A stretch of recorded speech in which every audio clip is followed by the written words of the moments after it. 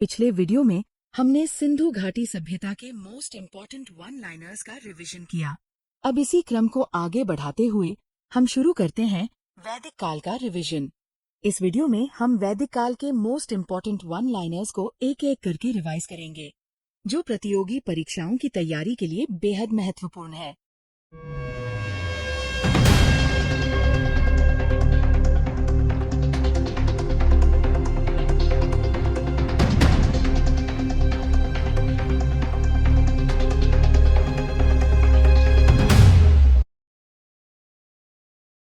तो चलिए बिना समय गवाए शुरू करते हैं वैदिक काल का क्विक रिवीजन। वैदिक काल के अध्ययन का प्रमुख साहित्यिक स्रोत वेद हैं, जिनमें ऋग्वेद को सबसे प्राचीन वेद माना जाता है। वेदों की संख्या 4 है: ऋग्वेद, सामवेद, यजुर्वेद और अथर्ववेद। वैदिक काल को सामान्यतः ऋग्वैदिक काल लगभग 1500 से 1000 ईसा पूर्व और उत्तर वैदिक काल लगभग 1000 से 600 ईसा पूर्व में विभाजित किया जाता है। वैदिक साहित्य में आर्य शब्द का प्रयोग एक सांस्कृतिक सामाजिक पहचान के रूप में मिलता है। मैक्स मूलर के अनुसार आर्यों का मूल निवास स्थान मध्य एशिया था। स्वामी दयानंद सरस्वती ने आर्यों के मूल निवास स्थान के रूप में तिब्बत का मत प्रस्तुत किया था। बाल गंगाधर तिलक ने अपनी पुस्तक the Arctic home in the Vedas में आर्यों का मूल निवास स्थान आर्कटिक क्षेत्र माना था। ऋग्वैदिक आर्यों की भाषा वैदिक संस्कृत थी और उनका समाज पितृसत्तात्मक था। ऋग्वेद में सबसे अधिक बार उल्लेख सिंधु नदी का मिलता है। ऋग्वेद में सरस्वती को सबसे पवित्र नदी के रूप में वर्णित किया गया है तथा नदी तमा नदियों में श्रेष्ठतम और देवी तमा देवियों में श्रेष्ठतम कहा गया है। ऋग्वेद के नदी सूक्त मंडल 10 सूक्त 75 में अनेक नदियों का उल्लेख मिलता है। ऋग्वेद में गंगा नदी का उल्लेख 1 बार तथा यमुना नदी का उल्लेख 3 बार मिलता है। ऋग्वैदिक आर्यों का प्रमुख भौगोलिक क्षेत्र सप्त सिंधु अर्थात 7 नदियों का प्रदेश था। ऋग्वेद में उल्लिखित क्रमों गोमती, कुभा और सुवास्तु को क्रमशः आधुनिक कुर्रम, गोमल, काबुल और स्वात नदियों से जोड़ा जाता है। ऋग्वैदिक समाज की मूल सामाजिक इकाई कुल या परिवार थी, जिसके मुखिया को कुलप कहा जाता था। ग्राम ऋग्वैदिक समाज की एक महत्वपूर्ण इकाई थी, जिसका प्रमुख ग्रामणी कहलाता था। वेश ऋग्वैदिक समाज की एक महत्वपूर्ण जनजातीय इकाई थी। जन ऋग्वैदिक राजनीतिक संगठन की प्रमुख जनजातीय इकाई थी, जिसका नेतृत्व राजन करता था। ऋग्वैदिक राजा को जनस्य गोपा अर्थात जन का रक्षक कहा गया है। ऋग्वैदिक राजनीतिक व्यवस्था जनजातीय प्रकृति की थी और राजा की शक्ति पर सभा तथा समिति जैसी संस्थाओं का प्रभाव था। ऋग्वैदिक समाज में महिलाओं की स्थिति अपेक्षाकृत सम्मानजनक थी तथा उन्हें धार्मिक और सामाजिक गतिविधियों में भागीदारी प्राप्त थी। लोपामुद्रा, अपाला, विश्ववारा और घोषा जैसी महिलाओं का संबंध ऋग्वैदिक मंत्रों की रचना से माना जाता है। ऋग्वेद में मित्र को सामाजिक एवं नैतिक व्यवस्था से संबंधित देवता के रूप में वर्णित किया गया है। ऋग्वेद के 7वें मंडल में दशराग्य युद्ध 10 राजाओं का युद्ध का विस्तृत वर्णन मिलता है। ऋग्वैदिक साहित्य में आजीवन अविवाहित रहने वाली महिला के लिए अमाजो शब्द मिलता है। ऋग्वैदिक अर्थव्यवस्था में पशुपालन प्रमुख था। ऋग्वेद में आर्यमन को आतिथ्य और सामाजिक संबंधों से संबंधित देवता के रूप में वर्णित किया गया है। ऋग्वेद में कृषि का उल्लेख मिलता है, जिससे ऋग्वैदिक अर्थव्यवस्था में कृषि की उपस्थिति प्रमाणित होती है। ऋग्वैदिक साहित्य में निष्क मुख्यतः एक स्वर्ण आभूषण के रूप में उल्लिखित है। ऋग्वेद में पणि शब्द का संबंध धन संपत्ति से जुड़े समूहों से मिलता है। ऋग्वेद के पुरुष सूक्त में 4 वर्णों का उल्लेख मिलता है, लेकिन इसे संपूर्ण ऋग्वैदिक समाज की विकसित वर्ण व्यवस्था का प्रत्यक्ष प्रमाण नहीं माना जाना चाहिए। पुरुष सूक्त दशम मंडल के 90वें सूक्त में संकलित है। ऋग्वैदिक काल में सभा और समिति महत्वपूर्ण जनजातीय संस्थाएं थीं। सभा अपेक्षाकृत सीमित सदस्यों की संस्था थी, जबकि समिति व्यापक जनसभा के रूप में मानी जाती है। अथर्ववेद में सभा और समिति को प्रजापति की 2 पुत्रियों के रूप में प्रस्तुत किया गया है।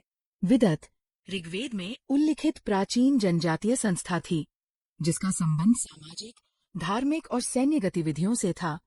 ऋग्वैदिक देवताओं में इंद्र का प्रमुख स्थान था और उन्हें पुरंदर कहा गया है। ऋग्वेद में इंद्र को समर्पित लगभग 250 सूक्त मिलते हैं। ऋग्वेद में अग्नि को समर्पित लगभग 200 सूक्त हैं। अग्नि को मनुष्यों और देवताओं के बीच मध्यस्थ माना गया है। वरुण को ऋत अर्थात ब्रह्मांडीय एवं नैतिक व्यवस्था का संरक्षक माना गया है। गायत्री मंत्र ऋग्वेद के तृतीय मंडल के 62वें सूक्त के 10वें मंत्र में मिलता है, जिसके दृष्टा ऋषि विश्वामित्र हैं।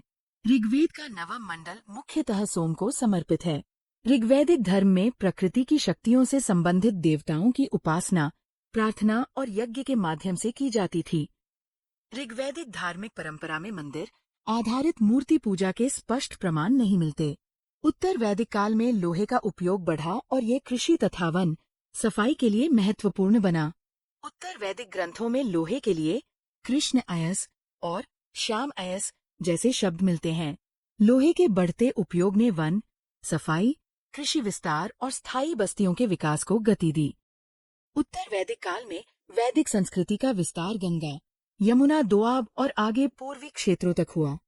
उत्तर वैदिक काल में गंगा और यमुना का राजनीतिक, आर्थिक एवं भौगोलिक महत्व बढ़ गया। उत्तर वैदिक काल में शतपथ ब्राह्मण, ऐत्रेय ब्राह्मण और तैत्तिरीय ब्राह्मण जैसे ब्राह्मण ग्रंथों की रचना एवं विकास हुआ। उत्तर वैदिक काल में राजा की शक्ति बढ़ी तथा सभा और समिति का प्रभाव अपेक्षाकृत कम हुआ। उत्तर वैदिक काल में राजसूय और अश्वमेध जैसे राजकीय यज्ञों का महत्व बढ़ा। वाजपेय यज्ञ उत्तर वैदिक राजकीय अनुष्ठानों में महत्वपूर्ण था और इसमें रथ दौड़ का उल्लेख मिलता है। उत्तर वैदिक काल में वर्ण व्यवस्था अधिक स्पष्ट और वंशानुगत होती गई।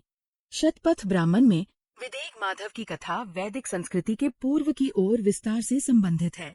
उत्तर वैदिक काल में महिलाओं की सामाजिक और राजनीतिक स्थिति में अपेक्षाकृत गिरावट आई। बृहदारण्यक उपनिषद में गार्गी और याज्ञवल्क्य का प्रसिद्ध दार्शनिक संवाद मिलता है। उत्तर वैदिक काल में गोत्र व्यवस्था का विकास हुआ और इसका संबंध वंशीय पहचान से था। उत्तर वैदिक काल में रत्निन नामक विशिष्ट अधिकारियों का उल्लेख मिलता है, जो राजा से संबंधित महत्वपूर्ण राजकीय एवं धार्मिक कार्यों में भूमिका निभाते थे। 4 आश्रमों ब्रह्मचर्य, गृहस्थ, वानप्रस्थ और संन्यास की व्यवस्था क्रमशः विकसित हुई। धर्म, अर्थ, काम और मोक्ष के 4 पुरुषार्थों की अवधारणा वैदिक काल के उत्तरवर्ती साहित्य में विकसित हुई। उत्तर वैदिक काल में चावल, व्रीहि, गेहूं, गोधूम और जौ, यव प्रमुख फसलों में थे। चित्रित धूसर मृदभांड संस्कृति का संबंध विशेष रूप से उत्तर वैदिक काल के कुरु पांचाल क्षेत्र से जोड़ा जाता है। उत्तर वैदिक काल के उत्तरार्ध में हस्तिनापुर जैसे महत्वपूर्ण बस्ती केंद्र विकसित हुए। हस्तिनापुर का पुरातात्विक संबंध विशेष रूप से चित्रित धूसर मृदभांड संस्कृति से जोड़ा जाता है। ऋग्वेद में पर्जन्य को वर्षा से संबंधित देवता के रूप में वर्णित किया गया है। ऋग्वेद में भग को समृद्धि और सौभाग्य से संबंधित देवता के रूप में वर्णित किया गया है। शतपथ ब्राह्मण में कृषि से संबंधित जुताई, बुआई, कटाई और मड़ाई जैसी प्रक्रियाओं का उल्लेख मिलता है। ऋग्वेद में 10 मंडल, 1028 सूक्त और 10,552 मंत्र हैं। ऋग्वेद के दूसरे से 7वें मंडल को परिवार मंडल कहा जाता है और इन्हें प्राचीनतम मंडलों में माना जाता है। ऋग्वेद के प्रथम और दशम मंडल को अपेक्षाकृत नवीन मंडल माना जाता है। ऋग्वेद से संबंधित होत्री पुरोहित मंत्रों का पाठ और देवताओं का आह्वान करते थे। सामवेद मुख्यतः गान और संगीतात्मक प्रस्तुति से संबंधित है तथा इसके अधिकांश मंत्र ऋग्वेद से लिए गए हैं। सामवेद का गान करने वाले पुरोहित उद्गाता कहलाते थे। यजुर्वेद मुख्यतः यज्ञीय अनुष्ठानों से संबंधित है। यजुर्वेद की 2 प्रमुख परंपराएं कृष्ण यजुर्वेद और शुक्ल यजुर्वेद हैं। यज्ञीय अनुष्ठानों की क्रियाओं का संचालन करने वाले पुरोहित अध्वर्यु कहलाते थे। अथर्ववेद में रोग निवारण, औषधि, मंत्र और जादुई धार्मिक अनुष्ठानों से संबंधित सामग्री मिलती है। वैदिक यज्ञ में ब्राह्मण पुरोहित यज्ञ की देखरेख और अनुष्ठान में होने वाली त्रुटियों की निगरानी करते थे। वैदिक साहित्य में संहिता, ब्राह्मण, आरण्यक और उपनिषद जैसी साहित्यिक परंपराएं विकसित हुई। उपनिषदों को वेदांत, कहा जाता है और परंपरागत रूप से 108 उपनिषद माने जाते हैं। भारत का राष्ट्रीय आदर्श वाक्य सत्यमेव जयते मुंडकोपनिषद से लिया गया है। यम और नचिकेता का प्रसिद्ध संवाद कठोपनिषद में मिलता है। अस्तो मां सद्गमय और तमसो मां ज्योतिर्गमय बृहदारण्यक उपनिषद में मिलते हैं। आरण्यक वैदिक साहित्य की ऐसी रचनाएं हैं जिनमें यज्ञीय कर्मकांड के साथ दार्शनिक एवं प्रतीकात्मक चिंतन मिलता है। वैदिक साहित्य में निष्क, शतमान और कृष्ण जैसे शब्द आभूषण तथा भार मापन से संबंधित संदर्भों में मिलते हैं। ऋग्वैदिक काल में बलि राजा या प्रमुख को दिया जाने वाला उपहार या अर्पण था। उत्तर वैदिक काल में बलि अधिक नियमित राजकीय कर के रूप में विकसित हुआ। वैदिक राजनीतिक व्यवस्था में पुरोहित और सेनानी राजा के महत्वपूर्ण अधिकारियों में थे। ऋग्वेद में गाय के लिए अघन्या अर्थात जिसे मारा न जा सके शब्द का प्रयोग मिलता है। घोड़ा, अश्व ऋग्वैदिक समाज में महत्वपूर्ण पशु था और उसका उपयोग रथ तथा युद्ध में किया जाता था। ऋग्वैदिक काल में उषा को प्रभात की देवी के रूप में वर्णित किया गया है और इनका संबंध सौंदर्य तथा नवजीवन से जोड़ा गया है। शतपथ ब्राह्मण उत्तर वैदिक समाज की कृषि और यज्ञीय कर्मकांडों की जानकारी का महत्वपूर्ण स्रोत है। ऋत ऋग्वैदिक चिंतन में ब्रह्मांडीय, प्राकृतिक और नैतिक व्यवस्था का महत्वपूर्ण सिद्धांत था। 8 प्रकार के विवाह ब्रह्म, देव, आर्ष, प्राजापत्य, आसुर, गांधर्व, राक्षस और पैशाच का व्यवस्थित वर्गीकरण धर्मशास्त्रीय साहित्य में मिलता है। ऋग्वेद में अश्विन देवताओं को चिकित्सक तथा संकट में सहायता करने वाले देवताओं के रूप में वर्णित किया गया है। वैदिक साहित्य में दूध, दही, घी, अनाज तथा विभिन्न खाद्य पदार्थों के सेवन का उल्लेख मिलता है। ऋग्वेद में वर्णित दशराज्य युद्ध परुष्णी आधुनिक रावी नदी के तट पर हुआ, जिसमें भरत राजा सुदास विजयी हुए। ऋग्वेद में मरुतों को तूफान और वायु से संबंधित योद्धा देवताओं के समूह के रूप में वर्णित किया गया है। तो इस वीडियो में आपने वैदिक काल के मोस्ट इम्पोर्टेंट वन लाइनर्स का रिवीजन किया। अब इन्हें एक बार दोहराइए, क्योंकि बार बार रिवीजन ही फैक्ट्स को मजबूत बनाता है। अगले वीडियो में मिलते हैं भारतीय इतिहास के अगले महत्वपूर्ण विषय के साथ।